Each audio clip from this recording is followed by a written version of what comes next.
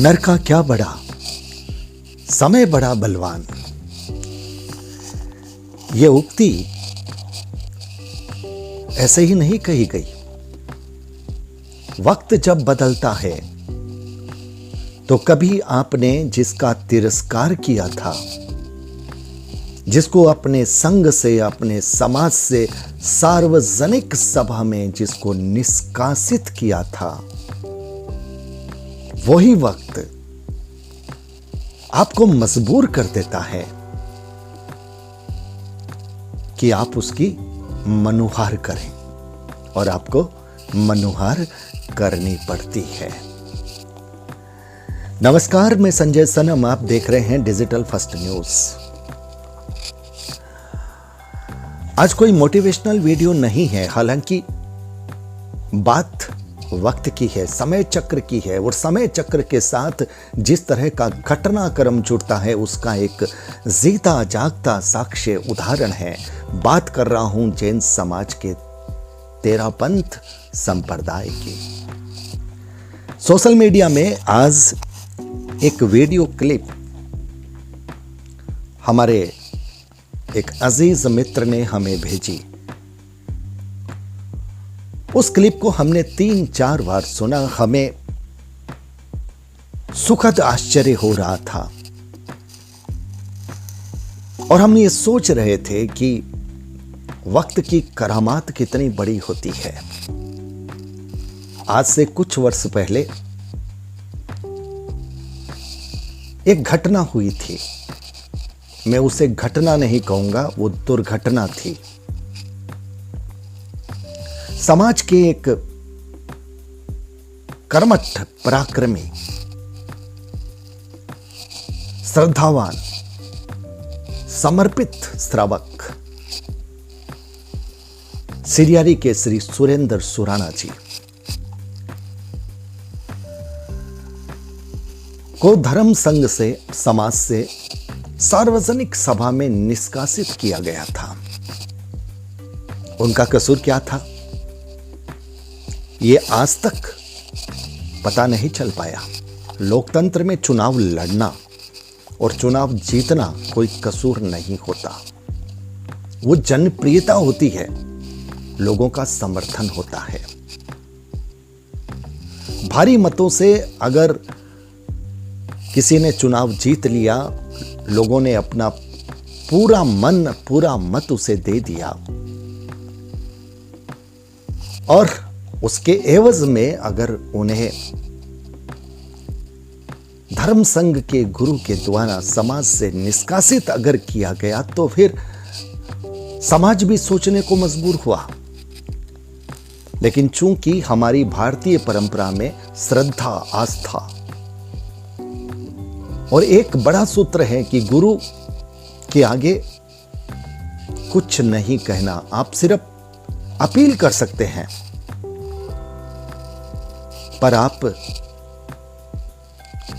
उस अपील के बाद भी गुरु का निर्णय नहीं बदले तो फिर आप अपना मंतव्य नहीं दे सकते। लेकिन हम जिस देश में रहते हैं उस देश के संविधान के कुछ मौलिक सूत्र हैं, मौलिक अधिकार हैं, जो इस देश के हर नागरिक को प्राप्त हैं। शायद कोई वजह ऐसी रही थी और जिस व्यक्ति को निष्कासित किया गया था वो व्यक्ति साधारण व्यक्ति नहीं था। उस व्यक्ति ने तेरापंथ समाज के प्रथम गुरु, आद्य प्रवर्तक आचार्य भिक्षु जी की समाधि स्थल जो सिरियारी में है, उसकी भव्यता के लिए अपना खून पसीना बहाया था, और समाज इस बात को भली भांति जानता था। मित्रों, कई बार कुछ परिकल्पनाएं, कुछ प्रोजेक्ट आपकी समृद्धि से बन जाते हैं। अर्थात आप धन देते हैं, आपका काम हो जाता है, और आपको लगता है कि बहुत अच्छा निर्माण हो गया है, बड़ी अच्छी व्यवस्थाएं हो गई है, और कोई आस्था का स्थल है, अगर वो बहुत अच्छे से सज जाए तो फिर लोगों की भावना भी जुटती है। लेकिन सिरियारी सिर्फ दौलत से नहीं चमकी। सिरियारी में सुरेंद्र जी सुराणा का पराक्रम था, उनकी जीवटता थी और उनकी निर्भीकता थी, साहस था। सिरियारी को इस तरह से भव्य बनाना, मुझे नहीं लगता इस समाज में कोई भी ऐसा योद्धा होगा, कर्मवीर योद्धा। दौलत वाले बहुत हो सकते हैं, लेकिन अपने लक्ष्य के लिए अपने आप को उस रूप में समर्पित करने वाले, साहस के साथ समर्पित करने वाले, जहां बाहुबल की भी अगर आवश्यकता पड़ जाए तो उसके लिए भी तैयार रहने वाले योद्धा सुरेंद्र जी सुराणा जैसे मुझे नहीं लगता इस समाज में कोई और अभी है। मैं प्राचीन दौर की बात नहीं कर रहा हूं, मैं आज के दौर की बात कर रहा हूं। सुरेंद्र जी सुराणा ने चुनौती दी, कानूनी बात भी हुई, सोशल मीडिया के जरिए भी एक समर्पित योद्धा के दिल की ज्वाला, चिंगारियां समय समय पर शब्दों के द्वारा, भावनाओं के द्वारा आती रही। यद्यपि हमने कई बार एतराज किया सुराणा जी से, उनकी भाषा पर, उनकी शैली पर बाद में मन में एक बात यह भी आती थी कि जिस व्यक्ति ने समाज के लिए, धर्म संघ के लिए इतना कुछ किया, उस व्यक्ति को समाज से, धर्म संघ से निष्कासित कर देना, उसके स्वाभिमान पर चोट करना, ये कितना बड़ा कष्ट था, कितना बड़ा उत्पीड़न था। और जिस व्यक्ति का स्वाभिमान और सम्मान दांव पर लग जाए, जो व्यक्ति स्वाभिमानी हो, उस व्यक्ति का दर्द, उस व्यक्ति का आक्रोश जब बाहर निकलता है, तब शब्द नहीं देखता, शालीनता नहीं देखता, व्यवहार कुशलता नहीं देखता, शैली नहीं देखता, वो फिर चिंगारी निकलती है, वो प्रतिशोध निकलता है। सबसे बड़ी बात, सुरेंद्र जी सुराणा की माताश्री जी उसके बाद में भी समर्पित, जैसा कि गुरुजी के प्रवचन में आज की क्लिप में भी है कि वो गुरुकुल में बहुधा रहती है। आप सोचिए कि समाज से निष्कासन का अर्थ, फिर आपके यहां उस संप्रदाय के साधु संत गोचरी के लिए, भिक्षा के लिए भी नहीं आएंगे। जो परिवार धार्मिक प्रवृत्ति का परिवार है, जिसके यहां साधु संतों का आना जाना लगा रहता है, उस व्यक्ति के सामने अगर इस तरह की बंदिश आ जाए, आप सोचिए उसकी भावना कितनी मर्माहत हुई होगी। उसके बाद भी उनकी पूज्य माताजी गुरुकुल प्रवास में रही, आती जाती रही, समर्पण में रही। एक तरफ पुत्र और दूसरी तरफ अपने गुरु का, अपने पुत्र के लिए दिया हुआ वो वनवास, वो निष्कासन, ये तलवार की धार पर चलना जैसा था। लेकिन उसके बाद भी दिल पसीजा नहीं था। वो जो निष्कासन वापस लिया गया था, उसकी भी भाषा, उसकी भी शैली अगर आप सुने, गंभीरता से सुने, तो वो भी ऐसा था कि संभवतया कुछ कानूनी पेचीदगियां भारत के संविधान की, इस संविधान में भारत के हर नागरिक के मौलिक अधिकार की रही होगी, जिसकी वजह से वो निष्कासन वापस लिया गया होगा।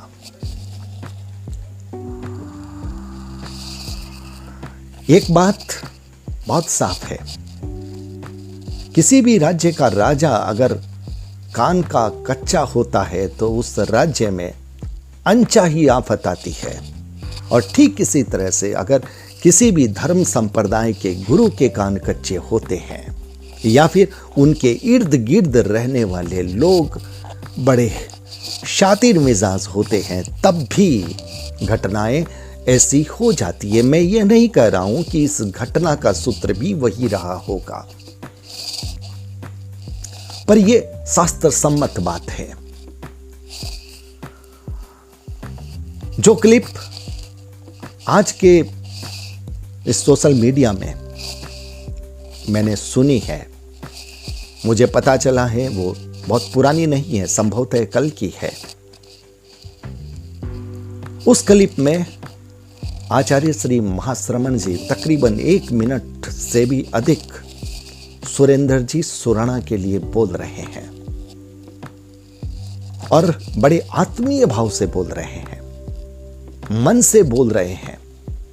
और मैं तो यह समझता हूं कि ये पश्चाताप के शब्द हैं, और अगर ये पश्चाताप के शब्द हैं तो हम इसकी अनुशंसा करते हैं, इसका स्वागत करते हैं, हर एक शब्द का दिल से अभिनंदन करते हैं। भूल तो आदमी से होती है,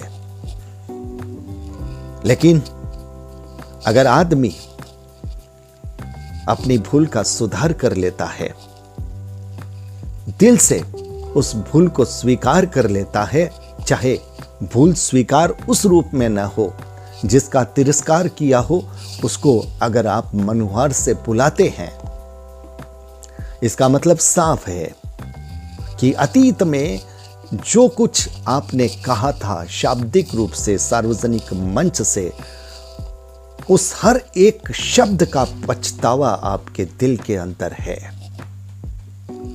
देखिए वक्त की करामात। एक वक्त जब इसी असाधारण व्यक्तित्व को, एक समाज के पराक्रमी योद्धा को, जिसने समाज की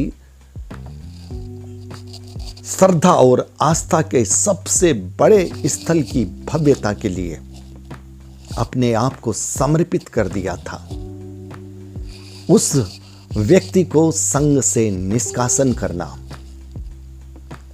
और आज कितने वर्षों के बाद उसी व्यक्ति को उस सभा में खोजना, नजरें खोज रही है, सुरेंद्र जी सुराणा दिख नहीं रहे। यह पश्चाताप है। जरूरी नहीं कि सीधे तौर पर स्वीकारा जाए, यह मन का आंतरिक भाव है, और इस आंतरिक भाव को मैं नमन करता हूं। हम सबसे भूल होती है, लेकिन अफसोस इस बात का है कि एक आचार्य को इतने वर्ष लग गए। मैं मानता हूं कि कई बार भावावेश में गलतियां हो जाती है, लेकिन जो जितना निर्मल होता है वो अपनी गलती को उतना जल्दी पकड़ लेता है और उतनी जल्दी क्षमा याचना कर लेता है। अगर हमने किसी के लिए गलत शब्द बोल दिया और हमें लगा कि नहीं, हमें ये नहीं बोलना चाहिए, ये व्यक्ति ऐसा तो नहीं है, हमारा फर्ज बनता है हम तुरंत उसी व्यक्ति से उतनी आत्मीयता से बात कर लें, बात खत्म हो जाती है। लेकिन कितने वर्ष लग गए, कितना सफर तय करना पड़ा। निष्कासन से साधु संतों की गोचरी रद्द हो जाती है, और आज आचार्य खुद कह रहे हैं कि मेरे मन के भाव हैं, अगर वो यहां होते, गोचरी करने की इच्छा थी। कितनी बड़ी बात, आचार्य खुद सुरेंद्र जी सुराणा जी से मिलना चाहते हैं। अगर कभी मौका मिला, साक्षात्कार हुआ तो बातें करेंगे। बहुत बड़ी बात, ये आंतरिक बात है, ये पछतावा है। मैं फिर कह रहा हूं, ये पश्चाताप है। समय तो लगा, लेकिन मन की निर्मलता से आचार्य ने ये किया है, इसके लिए हम दिल से अभिनंदन करते हैं। अब इसमें एक बात,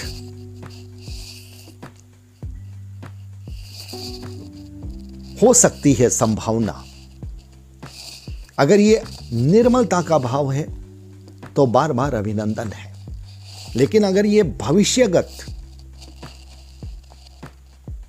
कोई रणनीति का भाव है? अगर किसी ने ऐसा सुझाया है तो फिर बहुत गंभीर सोचने वाली बात है। लेकिन हम सकारात्मक पक्ष को लें, इस आत्मीय निर्मल भाव का अभिनंदन करें, पर एक सवाल रहता है कि श्रीमान सुराणा जी के इतने वर्ष जो किसी प्रताड़ना, किसी उत्पीड़न से कम नहीं थे,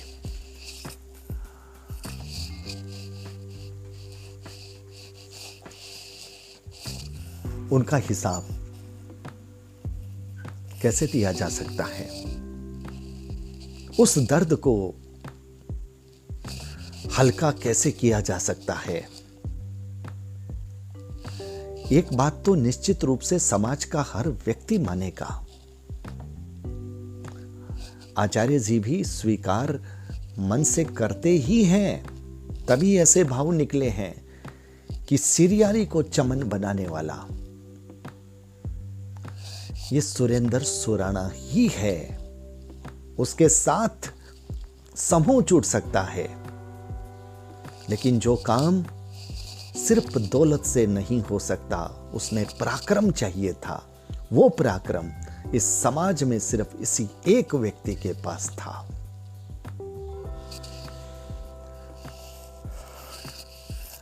इसमें एक बात कही जा सकती है कि सुबह का भूला हुआ शाम को घर लौट आए तो उसे भूला हुआ नहीं कहते। देर तो हुई है और इसका हिसाब नहीं चुकाया जा सकता। सुरेंद्र जी सुराणा ने इतने वर्षों में जो उत्पीड़न का दर्द भोगा है, उस दर्द का हिसाब चुकता नहीं किया जा सकता। पर फिर भी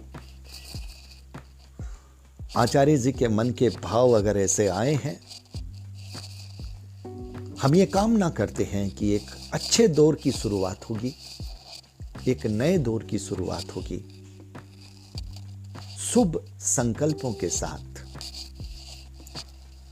और सिरियारी एक बार फिर सुरेंद्र जी सुराणा जी के नेतृत्व में आ जाए और वो चमन फिर उस भव्यता की ऊंचाई पर पहुंच जाए जिस ऊंचाई पर सुरेंद्र जी सुराणा ने छोड़ा था, और बहुत अधिक सफर उनको और तय करना था। इस ऊंचाई को और आगे बढ़ाने में, उसकी भव्यता को और बनाने में ऐसा निर्णय फिर आचार्य जी के श्रीमुख से ही निकले। यद्यपि मैं इसके पक्ष में नहीं हूं कि किसी भी सभा, सोसाइटी में अध्यक्ष कौन हो, मंत्री कौन हो, सर्वे सर्वा कौन हो, इसका निर्णय आचार्य श्री करें। लेकिन सुरेंद्र जी सुराणा जी के इस मामले में अपवाद इसलिए है क्योंकि निष्कासन भी आचार्य जी ने ही किया था। इसलिए उनका बहुमान सम्मान, यद्यपि आचार्य जी के शब्दों ने, उनकी आत्मीयता ने किया है, फिर भी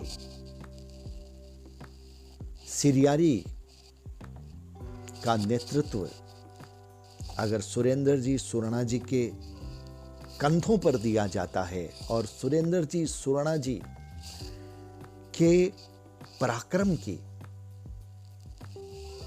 उनकी समर्पण की उस निष्ठा का मूल्यांकन समाज के और अन्य क्षेत्रों में भी किया जाता है, तो यह समाज के लिए अभूतपूर्व प्रगति का कारण बनेगा। तो साहब, वैसे तो ये एक सच है, कड़वा सच है वक्त के चमत्कार का। वक्त की अदालत हर शब्द का हिसाब लेती है, और यह साक्षात उदाहरण है। कि तिरस्कार करने वाले की भी मनुहार करनी पड़ती है। ये वक्त है, वो करवाता है। लेकिन हम स्वागत करते हैं, सत्कार करते हैं किसी भी अच्छी बात का। देर तो हुई, लेकिन फिर भी आत्मीयता का भाव, निर्मलता का भाव, दिल का भाव जगा और कुछ आध्यात्मिक पथिक जो कहीं ना कहीं सुराणा जी के विरोध में कुछ न कुछ कह रहे थे अंदर ही अंदर में, उनको भी एक सीधा संदेश चला गया होगा